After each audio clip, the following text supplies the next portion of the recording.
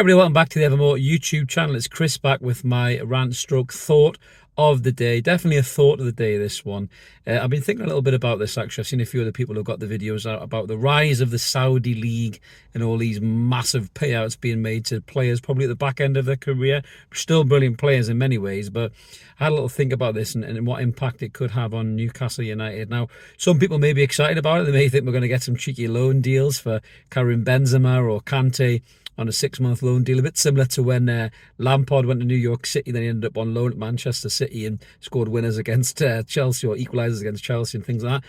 I'm not sure that's going to happen on this particular instance. I think, for one side of it, it's great for Saudi Arabia, the Kingdom of Saudi Arabia. We've got people in Saudi Arabia listen to this podcast and watch it and leave us some nice comments as well. So it's great for them to see these brilliant world-class players, even still, at the stage of their career they're in now, are still capable of doing amazing things. I mean, you see what Ronaldo's done when he's gone over there in terms of the amount of goals that he scored. He's still a petulant little prick, mind you, but still scoring, massive amounts of goals. And, and the people of Saudi Arabia can say they got to see the great Cristiano Ronaldo before he hung his boots up.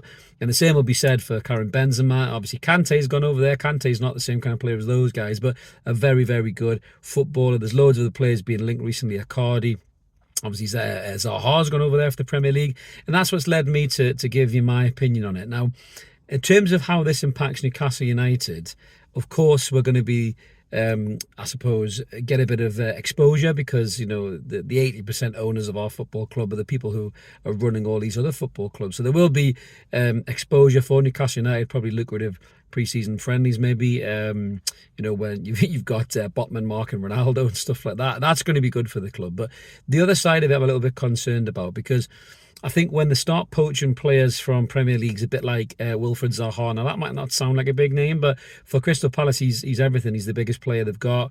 It's a Premier League player being poached away from the Premier League because of these gigantic payouts. Now, I know FFP doesn't legislate the Saudi League like it would do the Premier League, but I just fear that there's going to be a bit of a backlash for this, and I fear that Newcastle United will be the victims of this backlash. So, we are kind of supposed to be running or trying to run a very well financially structured model, thus not to encourage any further scrutiny from FFP. And with the rise of the Saudi League, my only concern with this is that it'll intensify the scrutiny on FFP, and Newcastle United will be top of the hit list of these people wanting to try and exploit any kind of hole they possibly can do to punish the Saudi state, and therefore obviously punish Newcastle United by association. So I'm a little bit concerned about this. Also, on the other side of it, it is a bit disappointing in terms of, I love the players that were signing, don't get me wrong. I love the model that we're working under.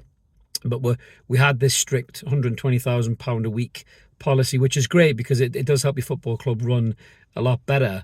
But when you're seeing the kind of money these guys are getting paid in Saudi Arabia, and we're flapping and sweating in amongst the fan base about, can we pay Declan Rice 230 grand a week, that kind of sticks in my craw a little bit. I know that's just the way it is, and obviously, as I mentioned, the FFP regulations aren't there in the Saudi League, so of course they can throw this money at these kind of players. But Karim Benzema has probably earned more than I earn in a year just by watching 3 minutes of this video, if he bothered.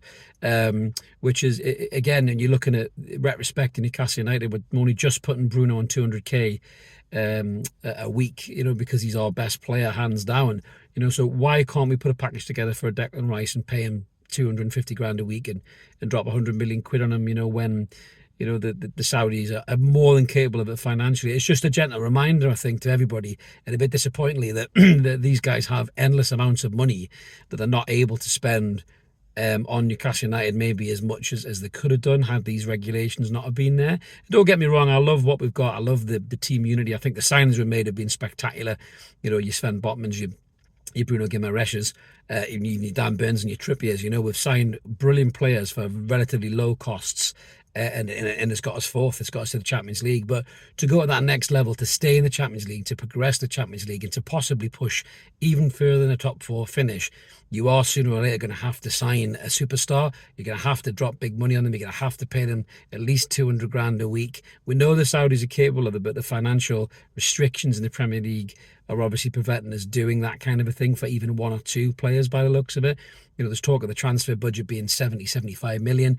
We had a comment about that the other day, and I think the real truth is that the club are keeping the press on a need to know basis with it, and I don't think they'll ever fully disclose what the PIF have told them is available for transfers.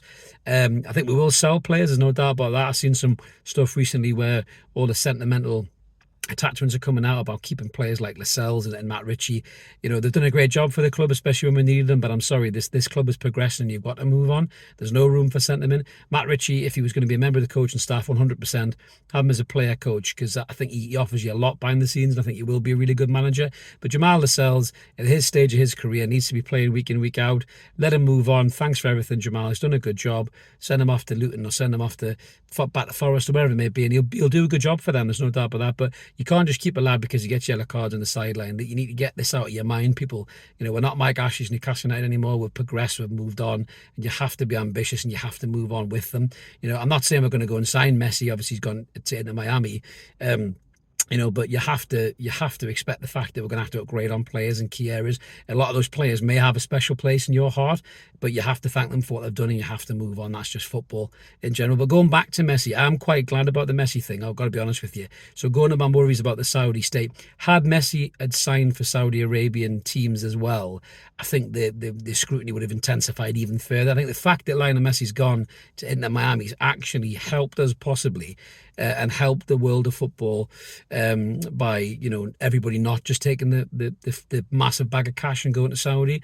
What Messi's done is kind of the opposite of what people were accusing people coming to our club for. He hasn't just taken it for the money. He's actually came out and said that. So it's quite good from Lionel Messi to do that, to be brutally honest with you. But going back to my concerns about the rise of the Saudi league, I think the more players that are poached from top leagues that go over there, the more that scrutiny will intensify. And I do think that Newcastle United will, as a consequence, probably get a bit of shit from these people for it, wrongly, but that is going to happen. And then all of our transfers will be even further scrutinised, and will make us even more difficult to get deals done, potentially for, say, James Maddison even, or somebody like that. Do you know what I mean? So that's not what we want as a football club, and I really hope that doesn't happen. But knowing how fickle and knowing how corrupt and how fucking clicky the football governing communities are, they're probably all together on a yacht somewhere sipping a cognac, talking about how they can get after the Saudi state for doing this to the world of football. And Newcastle United will be top of that hit list, I'm sure, for these wankers to have a go at. But let us know what you guys think in the comments below, whether you agree or disagree